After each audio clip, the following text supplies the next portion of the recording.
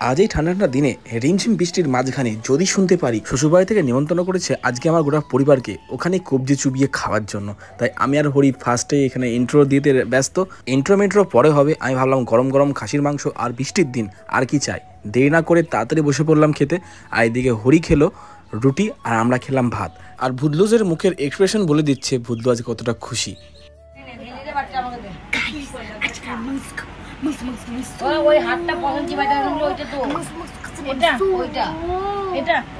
মেনুতে সেরকম ভিন্ন আইটেম করতে আমি মানা করেছিলাম, কারণ খাসির মাংস গরম গরম আর গরম ভাত খাওয়ায় একটা আলাদাই মজা।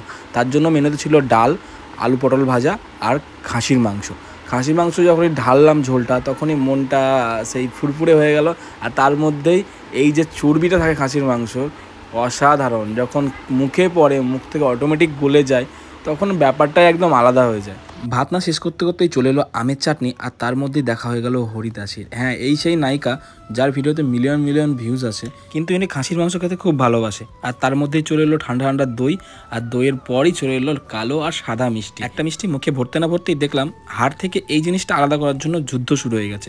আর যুদ্ধ শেষের পর এটা ফল ভোগ করছে দুই বোন মিলে। আর এদিকে আমাদের পাতে দইয়ের পরিমাণ দেখে হরির মন খারাপ, কারণ হরির ঠান্ডা লাগার দোষ আছে, আর সেই জন্য দই দিয়েছে এক ফোঁটা। তাই মুখে চেটে চেটে চাটনিটা খাওয়ার পর হাতটা ধুয়ে বসে পড়লো আমাদের কাছে গল্প করার জন্য।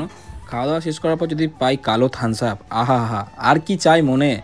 খাসির মাংস, গরম ভাত, আর তার মধ্যে বৃষ্টির দিন, আর লাস্ট পাতে আছে থামস আপ। একবারে একটা চুমু ব্যাপার। আর তার মধ্যে চলছে এর মুখের অঙ্গিভঙ্গি, আর আমাদেরকে নিয়ে চলছে ভিডিও রোস্টের মতো ব্যাপার। কারণটাই অবশ্যই বলে দিচ্ছে, কারণ তুলির স্কিনটা এতটাই বাজে হয়ে গেছে এখন, মানে ধুলোবালি ঠেকলেই যেখানে সেখানে দুমদাম করে ফুলে যাচ্ছে। আর সেই চিন্তাতেই আছে মিঠি।